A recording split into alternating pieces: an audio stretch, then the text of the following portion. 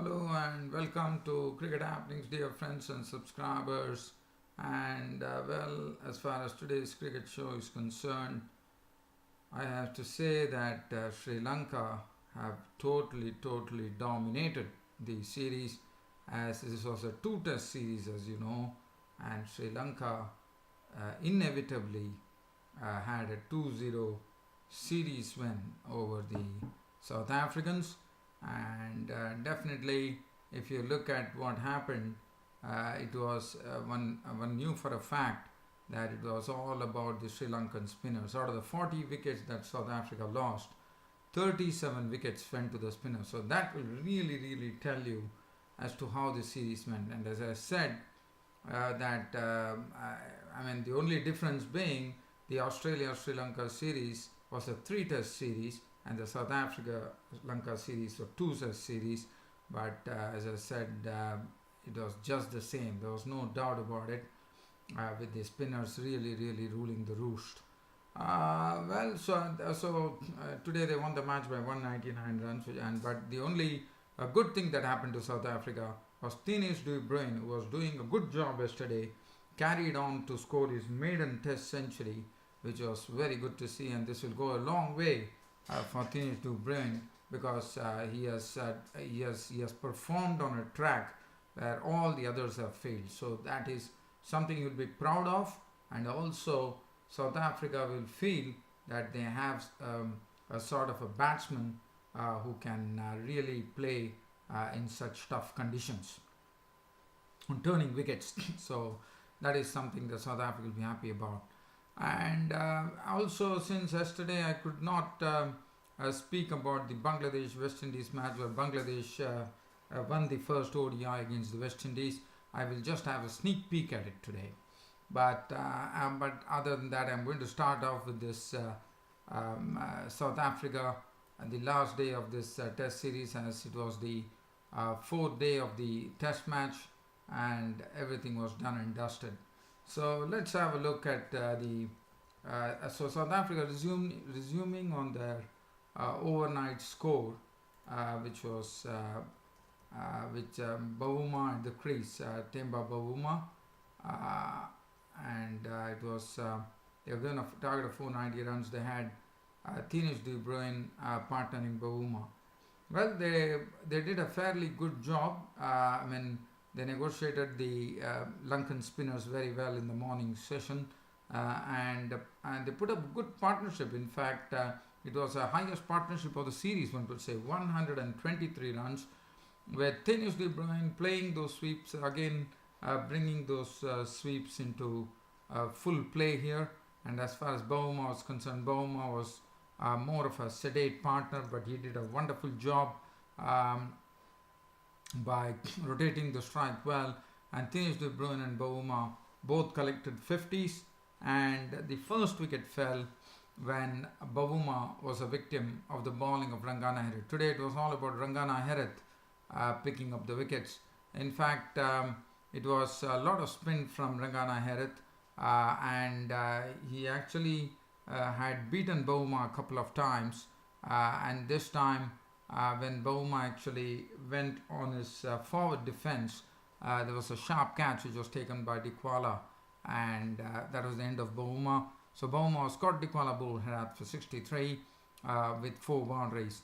After that, Quinton de Kock came in and left pretty quickly after scoring just 8 runs with 1 boundary.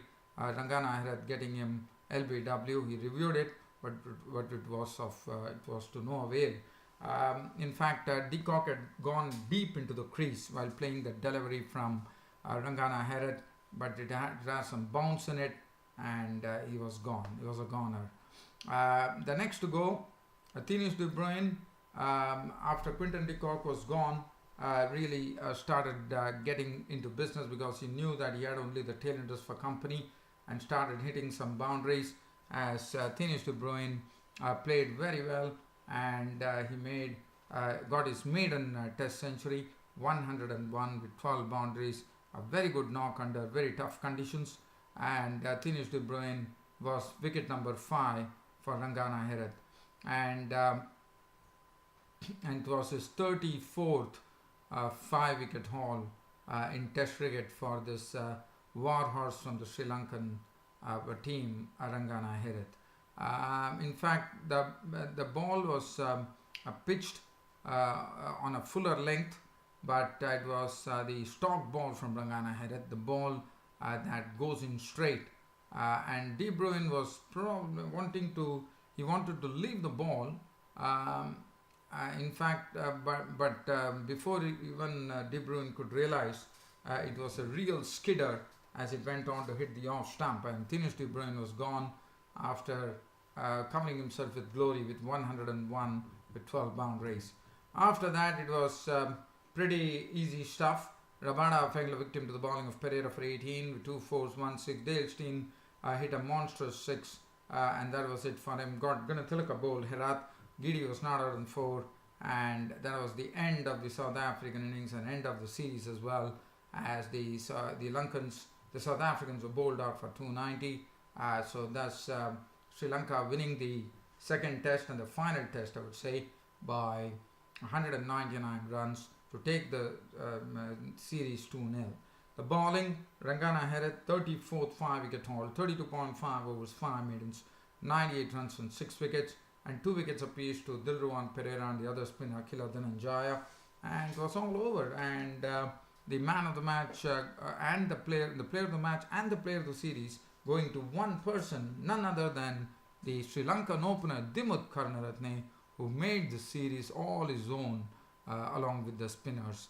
So Dimuth Karunaratne was named player of the match and the player of the series, and Sri Lanka won the 2-match series 2-0. So congratulations to Sri Lanka, but definitely it was everything was about spin and nothing else but spin.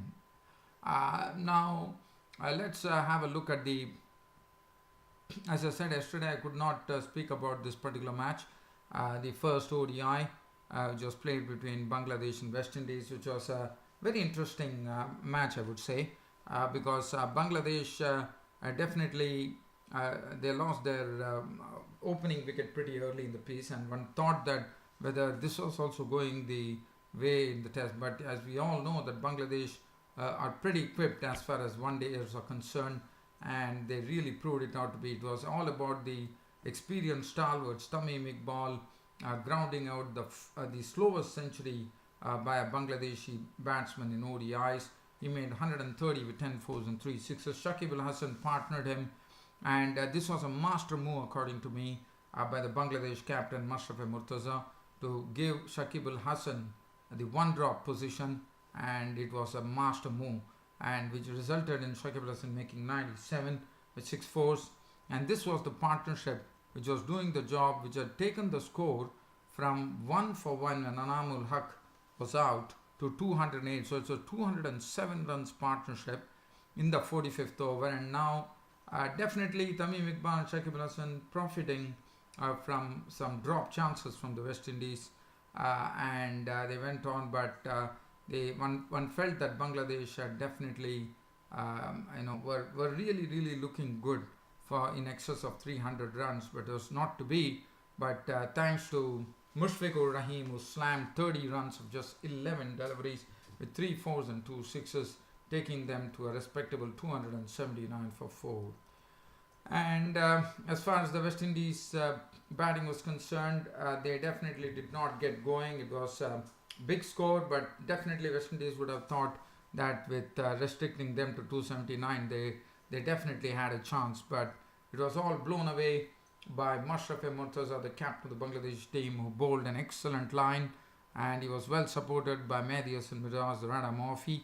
And other than that, it was a very good bowling. In fact, Mustafizur Rahman also did a fair job, as the West Indies, the batting, even though it was looking very strong, Gale was out for 40, the highest scorer being Salman Hetmir, who got his 52 with 5 of 78 5 fours. Other than that, there was not much to really talk about. In the end, we saw Devendra Bishwa and Alzari Joseph contribute 29 respectively unbeaten runs to see whether they gave it the final pitch to go and get to the target, but definitely it was never going to be easy, and that it proved it ought to be, as Bangladesh won the first ODI match of the 3-match series, and now West Indies would be the ones who will be under pressure, because one more win to Bangladesh and the door will be closed for the West Indies. So look at the bowling figures from Ashraf Ahmed. 10 overs, 1 maiden, 37 runs and 4 wickets, bowled excellently. Medias and Miraz, 10 overs, no maiden, 1 for 37. Rubel Hussain, 8 overs, 1 for 52 was costly. Masarek Hussain, 7 overs, 22 did his job. Mustafizur Rahman, 8 overs, 2 for 35. And Shakib Al Hasan, 7 overs, 43. A bit costly by Shakib Al Hasan standards, giving away 43 runs. And the man of the match going to Tamim Iqbal. Well, dear fans, as far as cricket, other cricket news is concerned, it is Netherlands, Nepal is going to play their first official one-day international. As you know, ICC has awarded ODI status to a lot of countries. As you would remember, most of the associate nations have got the ODI status, so they'll be playing against Netherlands, and that would be very interesting. Other than that, there's not much cricket news to really talk about. I can definitely look into it and see, but today, unfortunately, that's about it as far as today is concerned. If at all you want to have a look at it, you can always go to my Twitter page, and you can see my tweets. So whatever you missed here, you can pick it up on tweets as well. Well, dear fans and subscribers, it was a pleasure bringing you this daily cricket happening show today.